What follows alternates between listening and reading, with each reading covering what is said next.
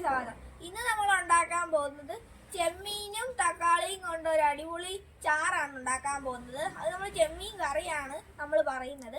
അപ്പോൾ നമ്മളത് ഉണ്ടാക്കുന്നത് ചെമ്മീനും തേങ്ങ ഇതെല്ലാം കൂടെ അരച്ച് നമ്മൾ ഒരു അടിപൊളി കറിയാണ് ഉണ്ടാക്കാൻ പോകുന്നത്. ഈ വീഡിയോ ഇഷ്ടപ്പെട്ടാൽ ലൈക്ക് ചെയ്യുക, ഷെയർ ചെയ്യുക, സബ്സ്ക്രൈബ് ചെയ്യുക, അപ്ലോഡ്. നമുക്ക് നേരെ വീട്ടിലോട്ട് പോവാം.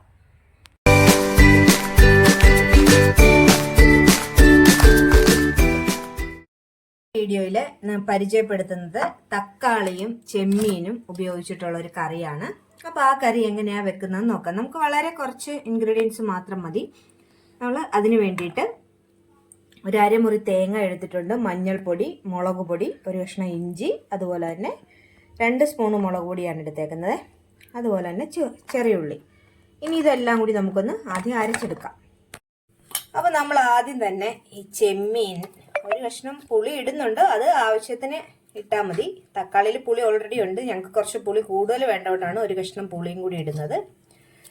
അതുപോലെ തന്നെ നമ്മൾ എടുത്ത് വെച്ചിരിക്കുന്ന തക്കാളി, പിന്നെ അരച്ചെടുത്ത തേങ്ങയുടെ അരപ്പ്,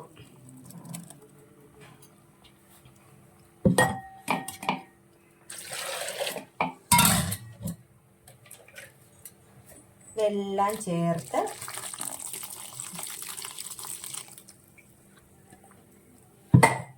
ഇതിലേക്ക് നമ്മൾ ആവശ്യത്തിന് ഉപ്പ്,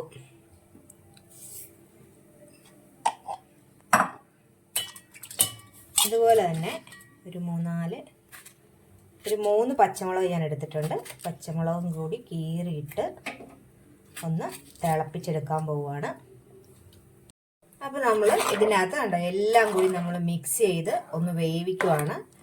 ഇപ്പം കഴിയുമ്പോൾ തിളച്ച് നമ്മളിതിൻ്റെ ഇതെല്ലാം സത്തെല്ലാം ഒന്ന് ഇറങ്ങി കഴിയുമ്പോൾ നമ്മളിതിലേക്ക് ഒരു താളിപ്പും കൂടി ചേർത്താൽ നമ്മുടെ കറി റെഡിയായി. വളരെ സ്വാദിഷ്ടമായ കറിയാണ്. അപ്പം നമുക്കിതൊന്ന് അടച്ചു വെച്ച് വേവിക്കാം.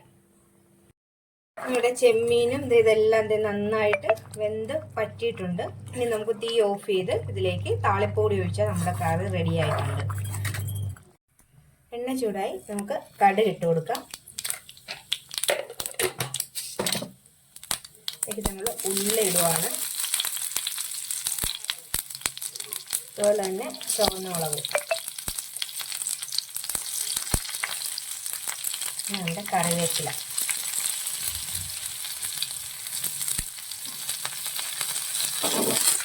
ഇതെല്ലാം കൂടി നന്നായിട്ടൊന്ന് നല്ലവണ്ണം ഒന്ന് മൂത്ത് കഴിഞ്ഞ് നമുക്ക് കറിയിലേക്ക് ഒഴിക്കാം.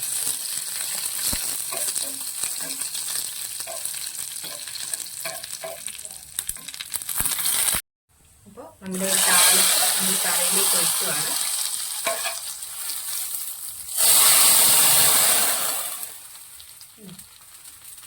അപ്പോൾ നമുക്ക് വളരെ എളുപ്പത്തിൽ റെഡിയാക്കാവുന്ന ഈ ചെമ്മീൻ കറി നിങ്ങൾ എല്ലാവരും ഒന്ന് ചെയ്ത് നോക്കുക. അപ്പോൾ ഞങ്ങളുടെ വീഡിയോ ഇഷ്ടമായെങ്കിൽ ലൈക്ക് ചെയ്യുക, ഷെയർ ചെയ്യുക, അതുപോലെ തന്നെ സബ്സ്ക്രൈബും കൂടി ചെയ്യുക.